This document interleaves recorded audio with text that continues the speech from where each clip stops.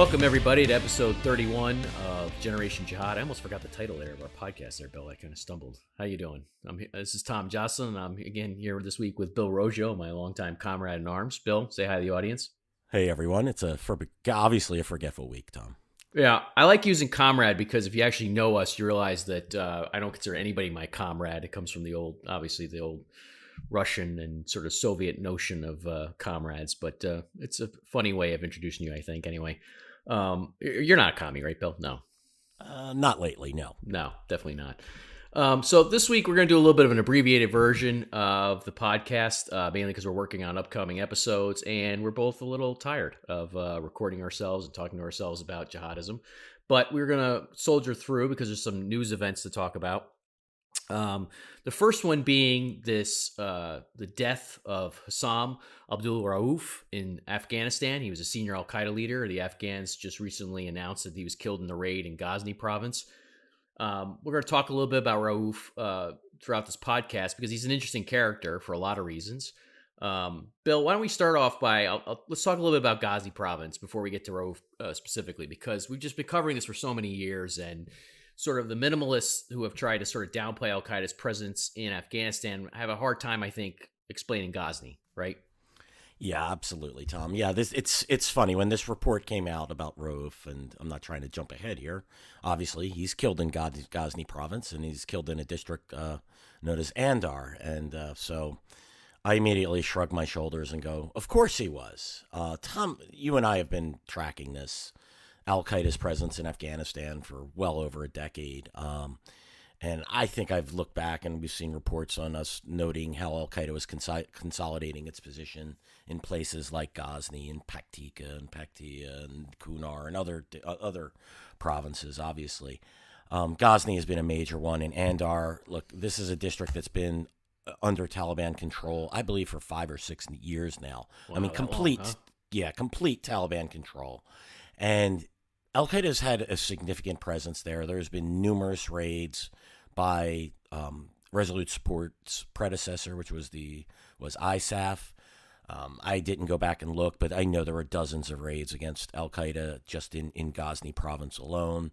We've seen all kinds of reports about senior al-Qaeda leaders moving in and out of Ghazni. Ghazni, of course, is one of several provinces from Osama bin Laden's files, and you could speak the best about this, Tom, where he states that it's a good place for us to relocate to avoid drone strikes in Pakistan.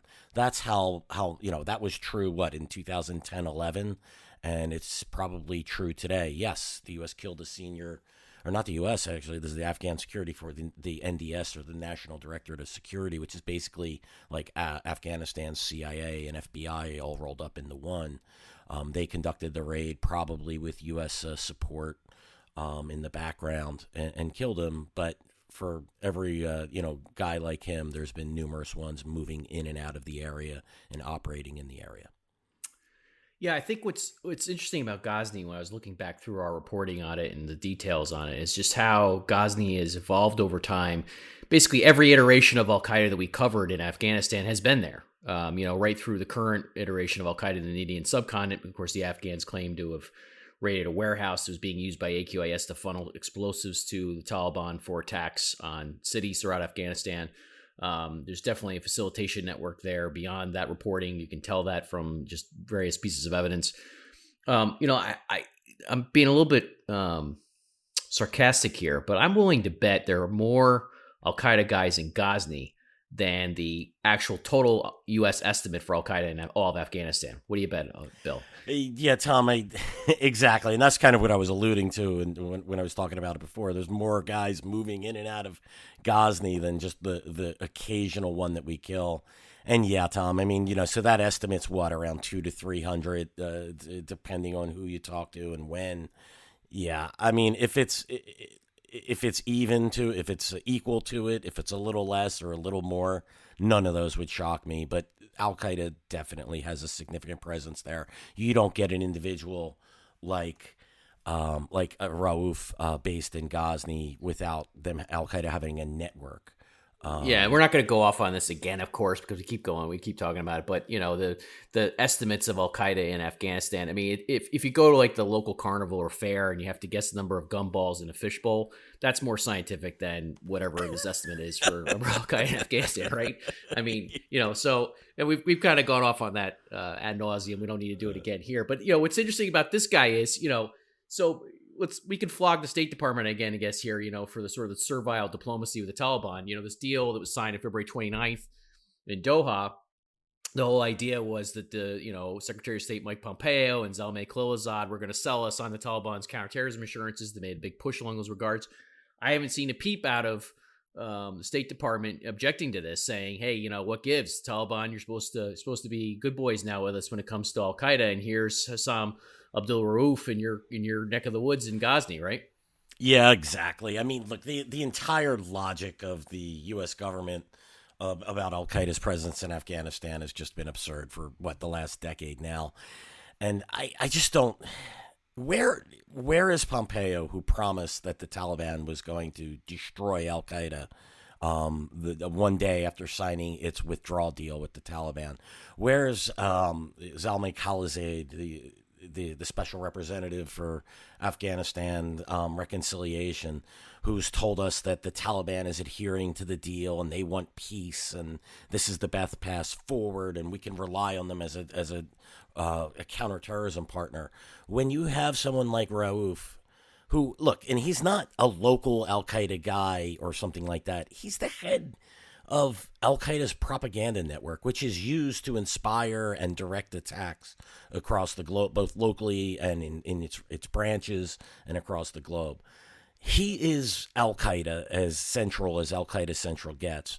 This guy is sheltering in Ghazni and not a peep out of the U.S. government other than to say it's a great victory, even though the U.S. government was just recently saying there's only one senior leader. Well, you're getting ahead of us here now. I'm going to get to that because I'm going to get to that's the second flogging. So the first flogging was the State Department. The second flogging is for the National Counterterrorism Center because Christopher Miller now heads it. We were critical in a previous episode of the podcast of Christopher Miller, who had an op-ed on September 10th of this year, basically saying Ayman al-Zawahiri is the only he's the sole ideological leader of Al Qaeda remaining. That's his words, sole ideological leader. We point out he's not the sole leader, he's not the sole ideological leader, and he's not just an ideological leader. So that three-word phrase is actually wrong any way you want to cut it, which gets back to my whole gumballs in a fishbowl routine. But the point is that this didn't make any sense to say this. And now it's funny to watch Christopher Miller after Rauf is killed and he confirms Rauf's killing. He says, see, this is a major setback and a major strategic blow for, Al Qaeda. Well, wait a minute. You were just telling us, last month that there's only one Al Qaeda guy left that we had to worry about, one sole ideological leader. Here's a guy who was clearly playing an ideological role as the head of Asahab, the media shop for Al Qaeda, a guy who was close to Zawahiri. And you can look back at his writings. They're thoroughly ideological all the way back to 2005, which I'm going to get to in a second. And, he clearly is a guy who was part of the Al-Qaeda chain of command. And now you go from saying there's only one Al-Qaeda guy left we have to worry about, Ayman al-Zawahiri, to, hey, we killed this other guy got killed and he was so important that this is a major, major setback for the group. I mean, it's just the basic inconsistencies there are just sort of laughable, I think, Yeah, I agree, Tom. I mean, it's I can't take the illogic of all this. And I don't know what's more disappointing, worrisome, disgusting about all this, that the U.S. government has done this has basically gamed its intelligence for 10 years on what Al Qaeda is, how, what its numbers are in Afghanistan, or that our press has allowed this to continue. There is zero questioning about this. The press's first question to the U.S. to Miller and others should have been, wait, I thought you just told us there was only, in an op-ed to the Washington Post, no less, just said that there was only one senior leader / ideological leader, and now you just are touting the killing of one. But there has been zero curiosity on all of this from the press. I hate to sit here and, and do let me, bash the press for its poor reporting, but this is just the perfect case of it. The press has checked out when it's come to years ago, when it's come to accurately reporting and investigating Al Qaeda, and it's disgusting, frankly. Well, I mean, the thing is, there is that because there's sort of the press, the media, and there's a lot of desire to question the U.S. government, what the U.S. government's doing, and its conduct of the war fighting. But it's funny that questioning doesn't extend to this issue. The fact that after so the Afghans kill Rauf, and the National Counterterrorism Zone is trumpeting this. Rauf is a guy who moved to Afghanistan in the 1980s, and Pakistan, Afghanistan, Pakistan in the 1980s. He's been there ever since, either in Pakistan or Afghanistan. And, he's been somebody he's not an unknown guy. He was a guy who was very well known if you're just paying attention to Al-Qaeda's literature and their videos and everything they're putting out. They even reintroduced him on video in 2013 just to make it remind everybody he was around. But let's go through this a little bit here. I mean, this isn't a guy who sort of popped up out of nowhere. As you said, Bill, he was Al-Qaeda as Al-Qaeda they come. And, so I was looking through our files and our sort of collections on this guy and sort of and what we know about him. And it's interesting. I mean, he was the editor of the Vanguard. Well, first of all, let's back up for a second. So he initially joins, according to the Al-Qaeda biography for him, he initially joins Maktab al-Khidmat, which was Abdul Azam's shop when bin Laden worked with Azam on this. And then, of course, Azam is killed under mysterious circumstances in 1989. And basically, bin Laden reconfigures the operation sort of and poaches from it to sort of, launch Al-Qaeda, or folds it into his Al-Qaeda, I should say. So this guy, Rauf, goes all the way back then. He was playing an administrative and a finance or treasury role for Maktab al-Khidmat all the way back in the 1980s. He becomes part of the founding generation of Al-Qaeda, serves him very early on. Somebody who's close to Zawahiri and bin Laden. There's some details on his activities throughout the 1990s, not a lot, but where he really gets prominent again for us, from our perspective, is in 2005, because he's the editor-in-chief of the Vanguards of the Khorasan magazine, which was the Al-Qaeda flagship publication for the region at the time. And they launched this in 2005, and he is announced as the editor for Vanguards of the Khorasan magazine. And he has, in the inaugural issue, he has an article titled "We Won a Decisive Round." And it's lauding the 7/7 bombings in London. And he says that this is he basically portrays this as a victory for all of Islam against the UK, because the UK is supposedly at war with all of Islam, which is, of course, a standard motif in Al-Qaeda and Islamic State propaganda.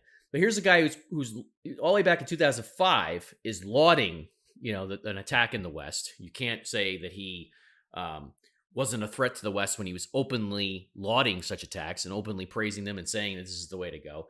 And he, he becomes he is the editor-in-chief of the Vanguards of the Khorasan, and he publishes, a number of issues for that and has a lot of different writings in there. But, one of the things, Bill, I saw too, which I thought was interesting, and this will offend any of the Taliban apologists in our audience, he wasn't just featured, of course, throughout all of the Al-Qaeda propaganda that he oversaw. He was also featured in Taliban propaganda. Right. Exactly. Al-Samud magazine, for I think it's issues 2 through 6, I think it was, something like that, where what he did was and this is circa 2006, he had a study that he put together based on press clippings showing sort of how the war in Afghanistan was draining the U.S. and was going to lead to the demise of the U.S., and that the U.S. was losing this war and that this was going to be a big victory for the Mujahideen. And the Taliban, printed this across multiple issues to Samud. Very interesting observation there for anybody who wants to, sort of play disconnect the dots on the Taliban and Al-Qaeda. Here's a guy who was very senior in Al-Qaeda's media organ at the time. I don't think he was the propaganda chief at the time, but he certainly was close to the top. Later becomes a total chief. And he's overseeing the flagship publication in the region for Al-Qaeda, and he's being featured in the Taliban's propaganda. Yeah, and Tom, if we recall, the Taliban will tell us that Al-Qaeda doesn't even exist in Afghanistan. They left Afghanistan after the U.S. invaded post 9/11, and yet the Taliban's publishing him in Al-Samud is one of their premier magazines for the Taliban. Hey, by the way, and this just popped into my head as we were talking and as you were going through. And I'm just going to backtrack a little. I apologize. But Ghazni province, one of the earliest we could detect Al-Qaeda in was Afa Siddiqui. She was captured in Ghazni province in 2008. And in case our audience needs to remember who Afa Siddiqui is. Afia Siddiqui. Afia Siddiqui, I'm sorry. Yeah.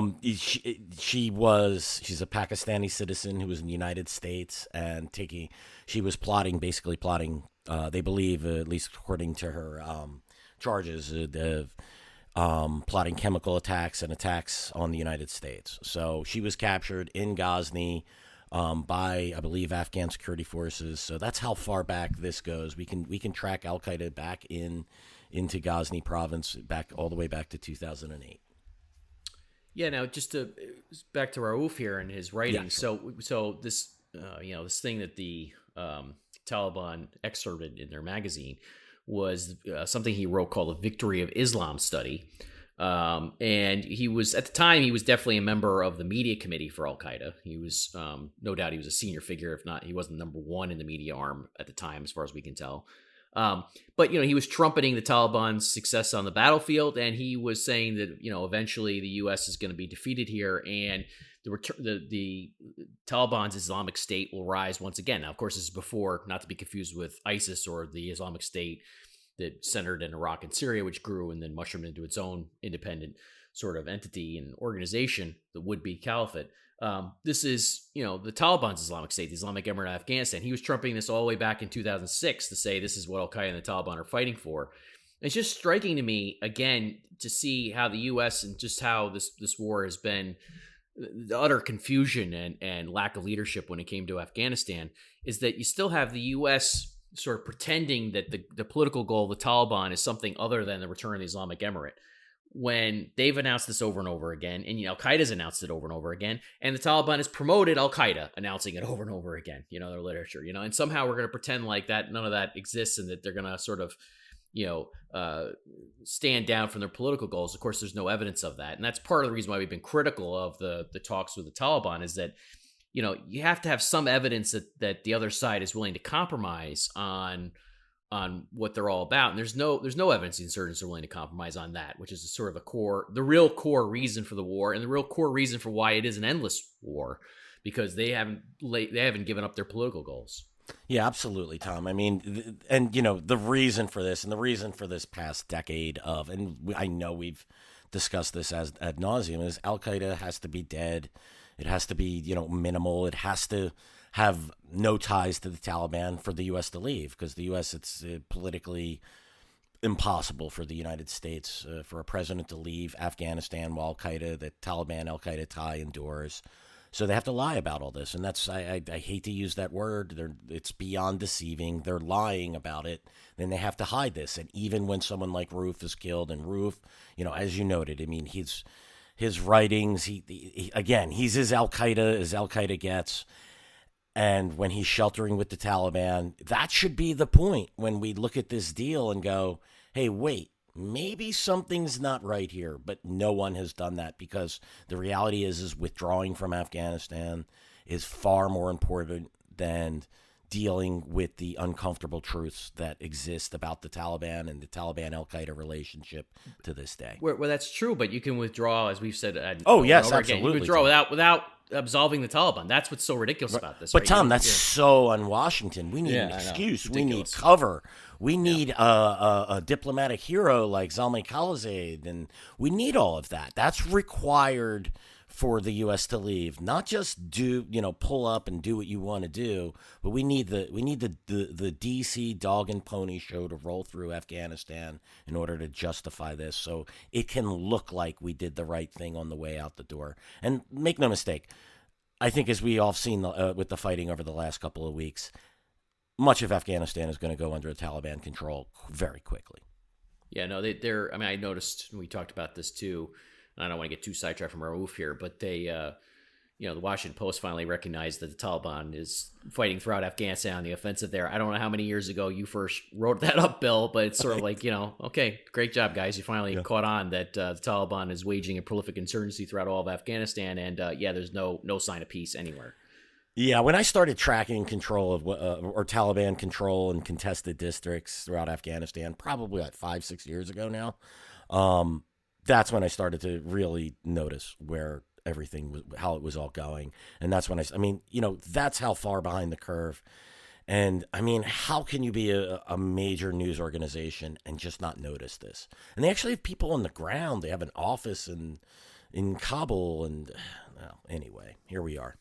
So, Rauf, again, he was as Al Qaeda to come. By the way, one of our couple of our listeners has said we complain a lot in the podcast. Yeah, that's true. I cop to that. You cop to that, right? We Absolutely. Yeah. We definitely. This is sort of it's because I hate losing, Tom. That's I mean, the episodes with just you and me really are sort of like a therapy session, really, for us to just sort of get out air our grievances, I guess, against everybody. Right. So no, joking just a little bit, but. So Rauf, again, advertising that he's about as Al Qaeda as they come. I think it was in 2007, an issue of Vanguards of the Khorasan magazine. They did an interview with him in which he was the main spokesman in that magazine to praise the September 11th attacks. And was declaring this as a major victory against the U.S. Of course, this is at a time when the Taliban had trumpeting his other works in its magazine, and this is a guy who was very out there, loudly and proudly, sort of proclaiming his how much of a success and how righteous 9/11 was. And in fact, some of what he wrote about were in his writings were defense of killing civilians and criticizing those who said that Al Qaeda didn't have the right to kill civilians. He defended that in what he said and what he wrote. And I'm just looking through a couple other points about him here. One is that he was also, sometimes he was quoted in Inspire magazine, which was put out by AQAP. He was sort of set alongside other senior Al Qaeda leaders there in terms of what they excerpted for the readers. He put out different audio statements discussing the Arab uprisings, for example, criticizing the Islamic State. That got ISIS, one of the interesting things about the rivalry between ISIS and Al Qaeda is you can tell how important somebody is within Al Qaeda if ISIS puts them in the rhetorical crosshairs. And Rauf was a guy who the ISIS went after rhetorically. This is a guy who they had a video earlier this year that really sort of, I think it came out of the Yemen so-called province of ISIS, which outlined their ideological objections to Al Qaeda and their other sort of disagreements. And Rauf was one of the guys who was blasted in that video by ISIS. So that's of course important. Now the other thing about him that is interesting here is that, earlier this year, the UN put out a report and we had Edmund Fitton Brown on, who runs the UN Security Council's monitoring team for Al Qaeda, the Taliban, and ISIS. And according to this monitoring team report, Rauf was one of the Al Qaeda officials who met with the Taliban to discuss the so-called peace talks in Doha, really the withdrawal deal that came out of Doha between the U.S. and the Taliban. And so this is a guy who was meeting with, according to this UN report, was meeting with the Taliban to discuss this deal between the U.S. and the Taliban. And this was not, there were a series of meetings. There were meetings that documented this UN report. There was intelligence. Of course, we can't verify because we don't see what the underlying intelligence is, but you can listen to Edmund Fitton Brown and you can tell just how knowledgeable and how much of an expert he is. You had meetings with Zawahiri and the Haqqanis, who were part of the Taliban. You had meetings with Hamza bin Laden before he was killed and the Taliban officials where they were assuring him. And you had Rauf, who was just killed, was part of an Al-Qaeda delegation who was meeting with the Taliban during the last year or so in the run-up to this deal.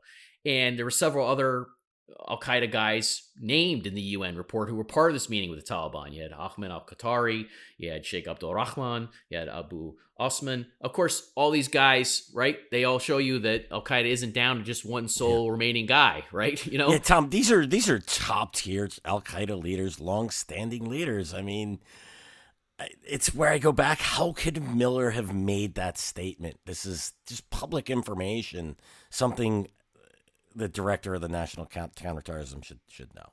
It's maddening. Yeah, I mean that's what ultimately gets to the heart of here is that it doesn't take much scratching around or looking around to see that you can find other Al Qaeda leaders who are still in the game globally, who are veterans. And we it's interesting. I was looking back when we criticized Miller's column in the Washington Post, the op-ed in the Washington Post, when she identified Zawahiri as the sole remaining ideological leader of Al Qaeda. we named Rauf as one of the guys who was, as one of the guys who was an example of why that was wrong, and now, of course, Rauf is killed, and Miller's saying, oh, ta-da, we had this major success in killing him. Well, wait a minute, so, the logical contradiction there, the basic problem, the basic, sort of lack of real sort of empiricism and sort of scientific thinking there is really something to behold. But that's because, as we've talked about in this podcast, and we're going to talk about in future episodes, we're going to talk about again, what happens is the U.S. is, is just really been captured by this idea that we need to just sort of pivot toward great power competition. And so therefore, basically we can write off the jihadis, and we're just going to look for any arguments at hand we can come up with to downplay the jihadis and sort of dismiss them. And our point, again, is you can debate what to do policy-wise. Quite frankly, we're pretty ambivalent to cynical at this point on what any of the different recommendations that are out there, and sort of half-heartedly would endorse an ongoing presence in Afghanistan only because the Taliban is going to take over much of the country, and we don't think that that's a great outcome here. Now, it doesn't mean we want to keep the U.S. there indefinitely, of course not, and we can understand why people want to get out, and that's why anything we say along those lines is half-hearted. But that shouldn't lead you to an inaccurate, clearly fictitious, erroneous model of Al-Qaeda, right? Whatever we decide policy-wise, there needs to be a bifurcation between, how you view this organization now in 2020 and what the level of threat is, and what you're going to do about it. You shouldn't take your policy desires and read into it to play it down. And what's interesting about all this, I think, is it exposes something you and I, Bill, have talked about. So you have certain people who like to say that, some people who are sort of more inclined to promote military action or warmongers or anything like that, somebody who's more quote unquote hawkish, the way the press would put it, right? That they want to inflate Al-Qaeda or inflate these groups to justify their sort of hawkish instincts.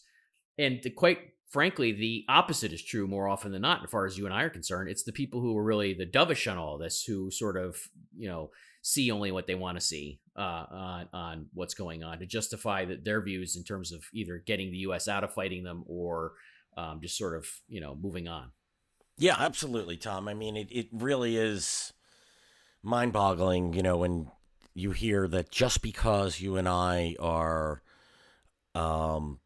explaining what the Taliban Al-Qaeda threat is, explaining that Al-Qaeda has more than one leader, explaining that it has a global network. Yeah, that somehow makes us hawkish, right? That makes us warmongers. Yeah. All we're doing... The warmongers thing, I don't even get as much. We talked about this before. It's more hawkish is the word I... Hawkish, it's fun. Sure.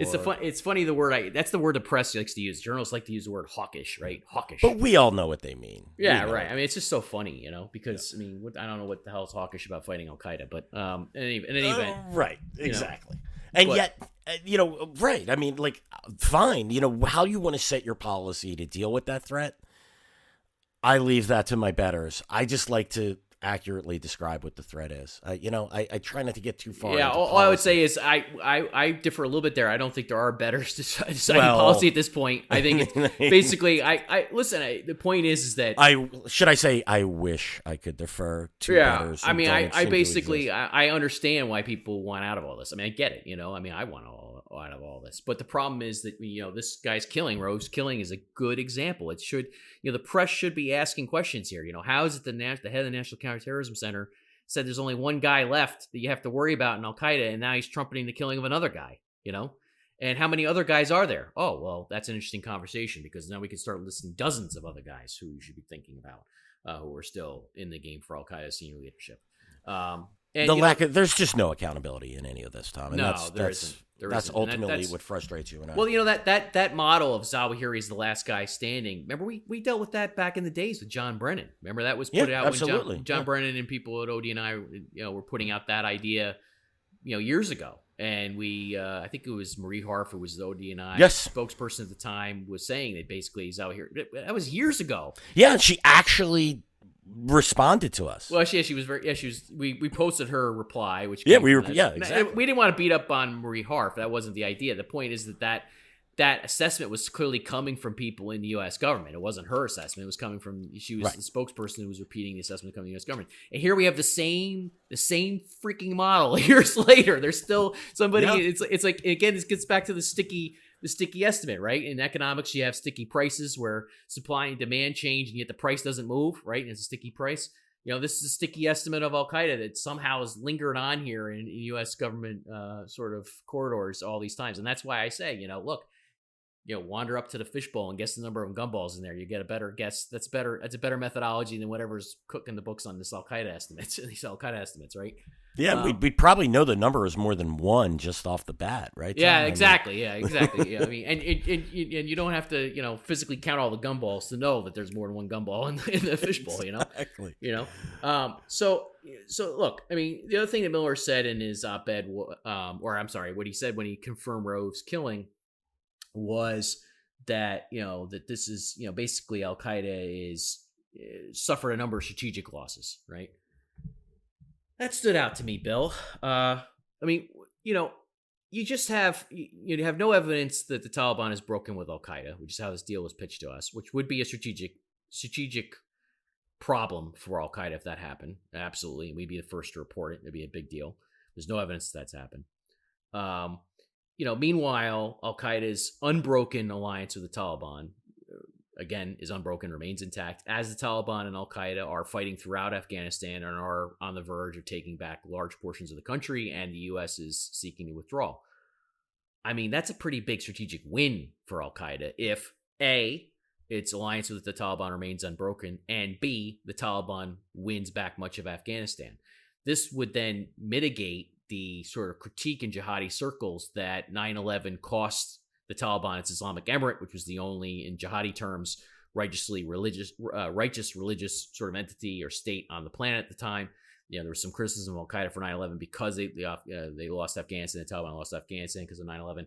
Now, lo and behold, the Taliban's on the verge of taking back much of the country, and so I think, again, it shows just a complete lack of understanding of these groups and who the U.S. has been fighting all these years.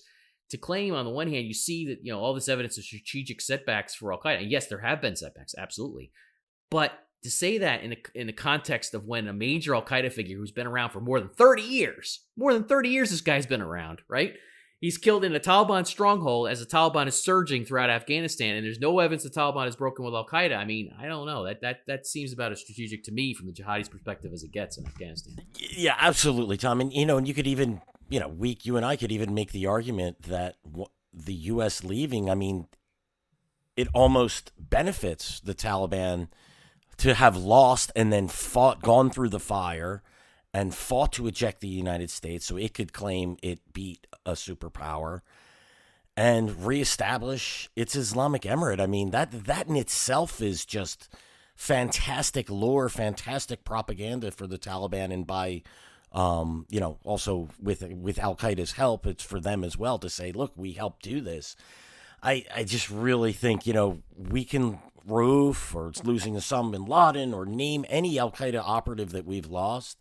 That Al Qaeda has lost over the last decade. Yeah, I'm about to say there. Whoa! What happened here? We must have really had a real turnaround here in terms of. And I'm not a commie either. I was only a joke. The Al Qaeda, it'd all be worth it if the Taliban can retake its emirate.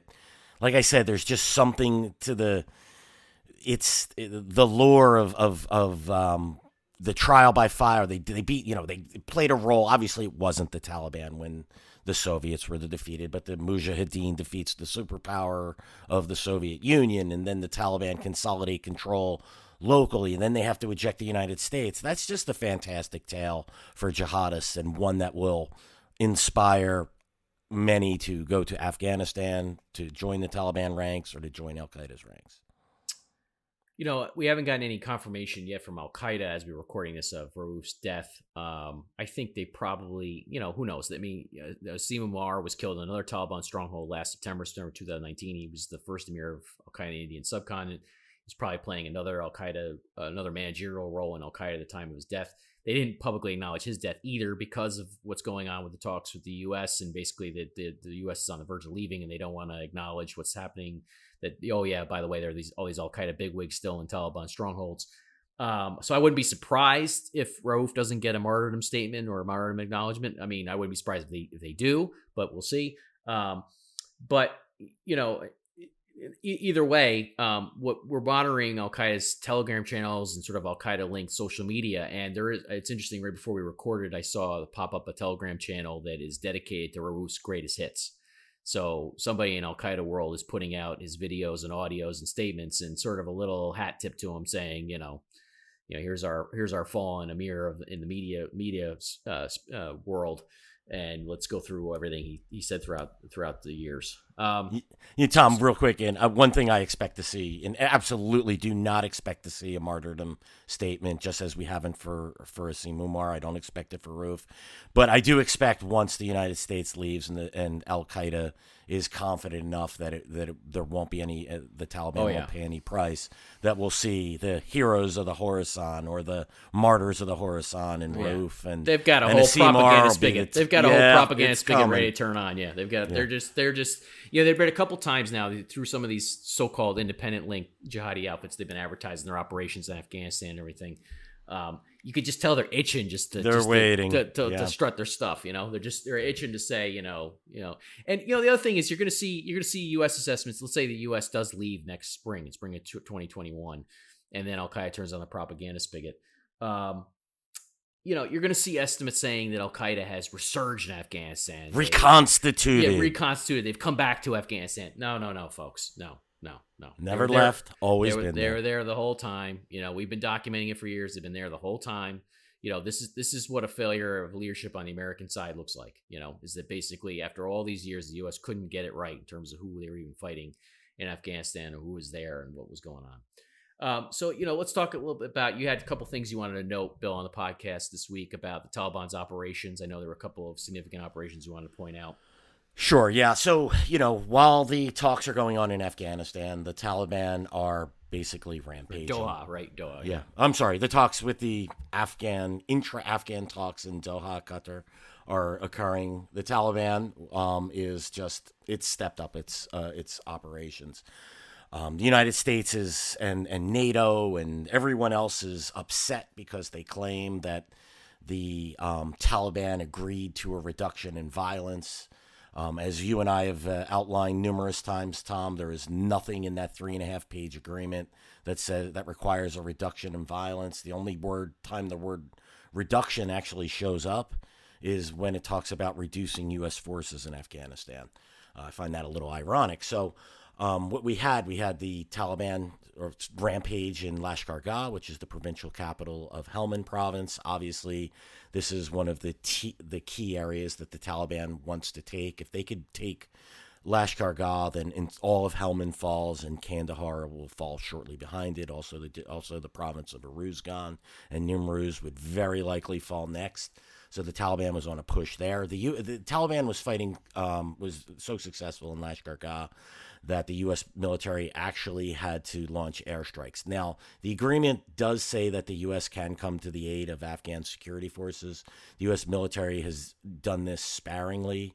It did intervene in Helmand, and there was some kind of agreement that the U.S. would stop not just airstrikes against Taliban military operations, but the U.S. would stop night raids, which the night raids usually are targeted against Al-Qaeda and the Islamic State and other allied groups, the other groups that are allied with Al-Qaeda. Obviously, the Islamic State, Khorasan province, is not one of allied, they're enemies.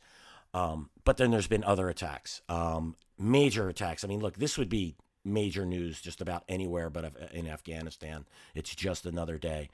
In Nimruz province, which borders Helmand, the Taliban killed 24 Afghan National Army soldiers, captured 6 more when they assaulted a base in that province. The U.S. military had no response to that.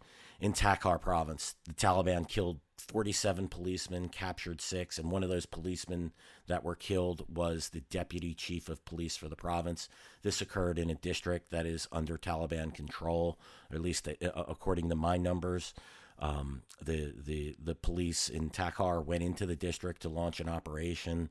The Taliban crushed them. They basically killed, captured, or wounded just about every policeman that came in there. That to me is just such a strong indication that the Taliban do indeed control that district. In places like Badakhshan, which is up in the far northeastern area, that's the province that borders China and Pakistan. You have the governor saying that 22 of the 27 districts are in danger of falling to the Taliban. Ironically, in my tracking of that, I have 2 districts that are Taliban controlled, 19 are contested. So I guess I'm off by 1. I got to figure out which district it is that I'm missing. So, and that's just a small sliver of what's happening in Afghanistan. And as I said, the U.S. military is only intervening. They did intervene today, or I believe it was last night, in Wardak province. They killed 5 Taliban fighters in a airstrike in Wardak. But the military is not intervening everywhere. They're being selective. And you had General Miller come out and say, well, we've been very reserved because we want this talks between the Taliban and the Afghan intra-Afghan talks to proceed, and we don't want to interfere, even though the U.S. military has every right to defend the Afghan security forces. And by the way, we haven't heard Miller or anybody in his staff say, oh yeah, by the way, the Taliban remains in bed with Al-Qaeda and nothing, the Doha deal has changed that. At least thus far, I haven't heard anything from them. I mean, there's a certain strain of sort of commentary on the Afghan war on both the right and left that talks about like the U.S. military industrial complex and how that implying that that's sort of what's keeping the war in Afghanistan going, this type of thing. And I won't name who it is, but I saw this in a column that just came out recently. I just thought to myself, that's just so not true. I mean, the truth is these guys are not invested in this fight at all at this point. They've been desperately trying to get out of it for years. They're just looking for a way to save face. This is the type of issue where the U.S. military should be saying, here's what's going on in Ghazni. Ra'uf was not the only guy there, and here's what the threat is, but they can't even bring themselves to issue a press release on it. Yeah, Tom. I mean, look at what I just laid out. The U.S. military had every opportunity, if it wants to escalate this war, if it wants to remain engaged, if it wants to provoke a fight. It could have intervened in every one of those cases. It was completely justified. 24 soldiers killed in one attack, 47 policemen, including the deputy chief of police, killed in another. And the U.S. military sat on his hands. That is not the sign of a military that is seeking to remain engaged, and the military-industrial complex that wants to stay stuck in Afghanistan. Miller's comments about, wanting this to work so the U.S. can leave, that's the truth. That's what he wants. That's what Resolute Support, which is the NATO command in Afghanistan, that's what U.S. Forces Afghanistan, which Miller commands both units.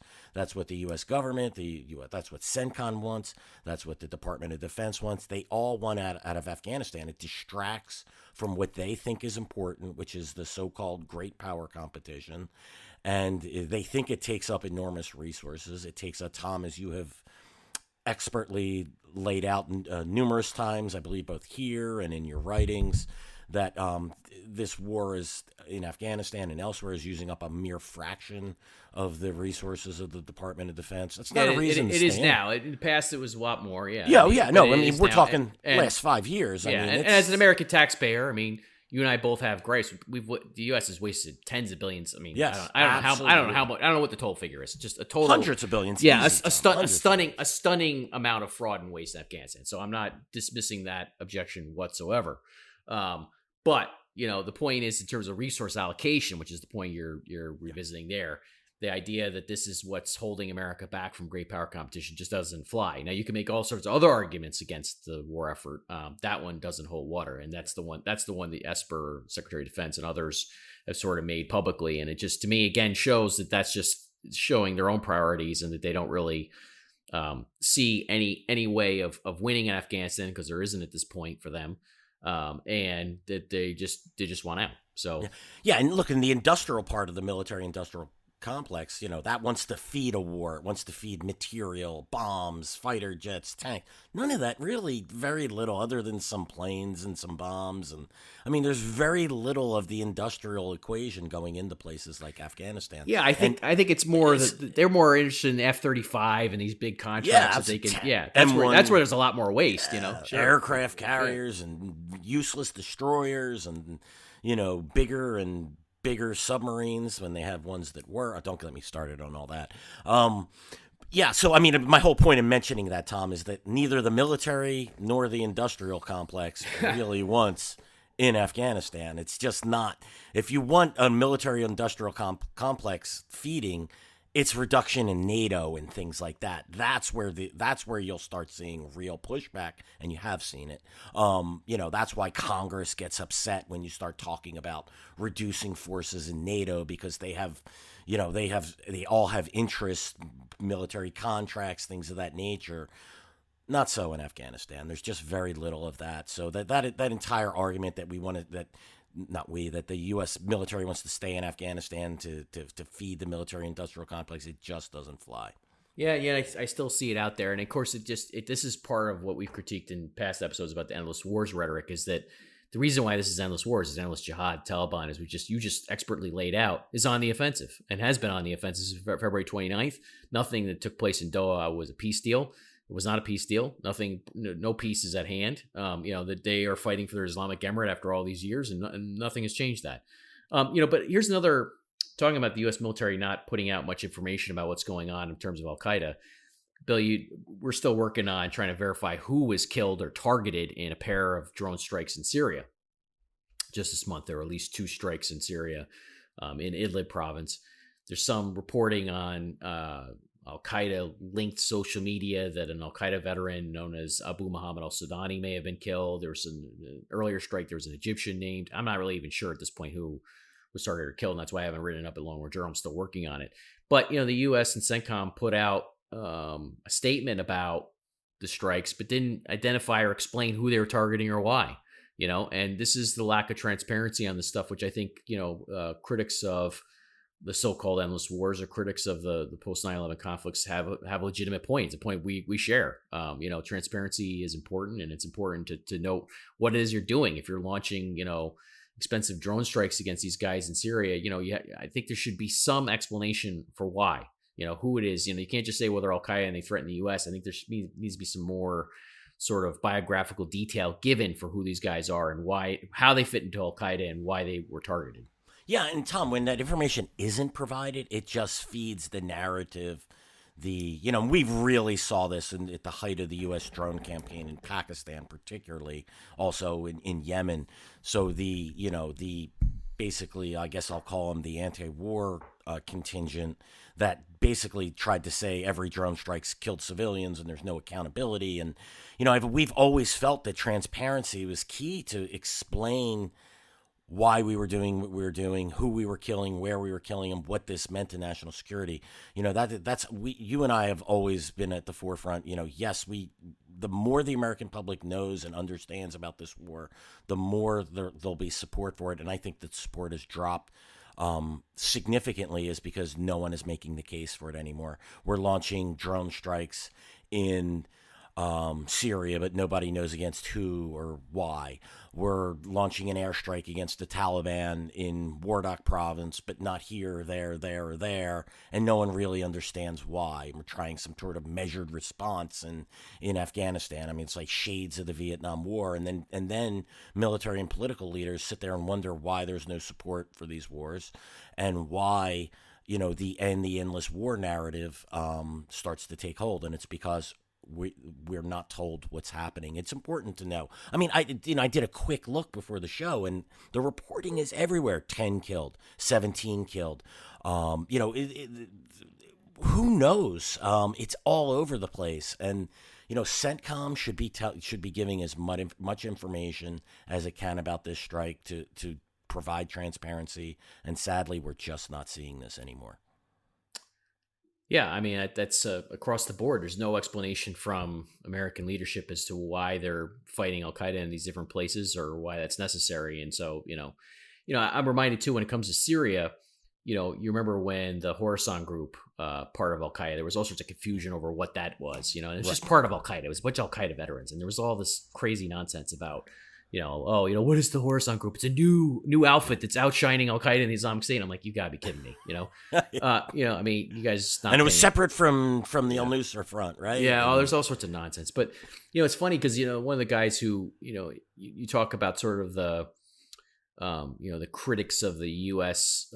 Military and intelligence establishment. One of them, Glenn Greenwald, prolific writer. When the Khorasan group was targeted, he indulged in that fantasy that this was just invented by the U.S. to justify strikes in Syria, right?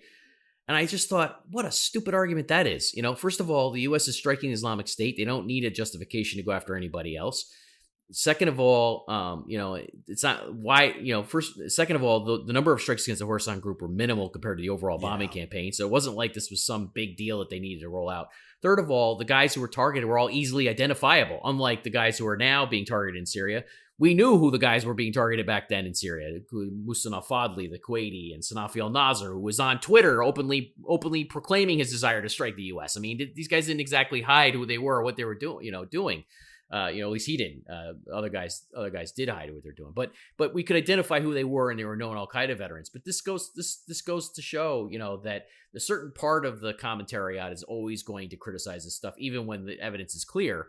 You can only imagine how that becomes more and more of a problem when the evidence isn't clear at all, as it is right now in Syria. Yeah, exactly. And, Tom, my only critique of the strikes, particularly against the Khorasan group, was that there were too few and too far between. I mean, we knew there's an entire cadre there, and not just leadership, but mid and low-level leadership that was highly active, very linked into Al-Qaeda's network, that just... we kind of let pass because we were just sort of plinking against them while we were going to a bigger issue, full-bore though. against I the mean, the Islamic bigger State. issue here is with these two recent strikes in Idlib is, what does Al-Qaeda look like in Syria right now? Yeah. Right? What does it look like? I don't think anybody, I mean, there are people who comment on this stuff, analysts and commentators and everything. The hierarchy for Al-Qaeda in Syria is muddled, right? Nobody really knows on the public on the outside what it looks like. And there needs to be an explanation from the U.S. government as to what it looks like and why they're targeting certain parts of it and not others, and who's, there needs to be some sort of explanation here, and there is none. So, to me, that's just all has to do with the confusion about all this stuff in 2020 and why people can throw their hands up in the air with the endless wars so-called narrative and say just, they don't want to deal with it. Yeah, Tom, you see people that have been supportive of our efforts in Iraq and Afghanistan and Syria and everything. They've thrown up their hands, and I think some of this is just sort of naked politics, but some of this is just frustration of lack of understanding of what's happening. And some of it's ideological. I mean, that's growing the isolationist sentiment. political. Yeah, growing isolationist sentiment. One quick thing on this, and then we should wrap up the episode for this week. Here's the quick thing. So we're recording this 1 week or so, a little bit more than a week from the election, the presidential election in the U.S., or 1 week from the election. And, it's interesting, people have asked me, what Joe Biden will do if he's elected in terms of Afghanistan or any of this stuff. And I think it's interesting, there's a point here where, first of all, I don't think Biden's going to send more forces to Afghanistan. He was skeptical of a bigger deployment under Obama, and he doesn't really want to be there. And he's criticized the so-called endless wars too. You can see in some of the press coverage that Biden has sort of left open the idea that he was going to have a smaller counterterrorism force in place in Afghanistan for some period of time. What's interesting about this is if you think it through, then if he wants to do that, then they'd have to basically nullify the deal with the Taliban, the Doha deal on February 29th of this year, which some of his advisors, I think, helped pave the way for, or at least people in those circles did, in the previous administration. And, there are many good reasons to nullify that deal. And I was just thinking this through and thinking about this. Even if you just want to leave Afghanistan entirely, I think it's probably in the U.S. government's, and even if Biden or Trump does that, let's say in the coming months, they just leave entirely. There are good reasons to nullify that deal. Don't whitewash the Taliban and pretend like they're, have broken with Al-Qaeda unless there's real evidence that they've done that. If they haven't done that, even if you're just leaving, even if you're just going to leave Afghanistan, don't leave under the pretext of that deal, And the interesting thing is, though, is that if Biden decides he wants to keep a rump force in Afghanistan for one reason or another, I think they probably have to nullify that deal. And there are plenty of factual reasons to nullify it. It's perfectly logical and factual to nullify that agreement and say, look, the Taliban never held up its end of the bargain at all. That's easy to show. But whatever you want to decide, I would say they should probably nullify it. Could not agree anymore, Tom. It's time to end this bad deal. Let's not legitimize the Taliban on the way out the door, and let's not absolve it for its crimes both prior to and after 9/11. So that was another cheery episode of Generation Jihad. Thank you to our audience for listening. Again, you get to listen into our little therapy session here between Bill and myself on these issues. Please do subscribe to the show. We're gonna have guests in coming episodes here. In fact, we're going to record. Hopefully, I think in the next week or so, we're going to record an episode with Lieutenant General H.R. McMaster, who's going to be on the show as a guest. We're going to have a lengthy episode, hopefully, with him talking about all of this, and how he views American foreign policy and the 9/11 conflicts and everything today. We have some other guests lined up for future episodes, so you don't just have to listen to Bill and I bitching at each other about this stuff. Be a little more intellectual, a little more thought provoking in future episodes. But hopefully, you get something out of listening to our therapy session. As a reminder, you can find us on Apple Podcasts, Spotify, YouTube, or anywhere else you listen to your show. So you can go subscribe to us there, and we will see you again next week.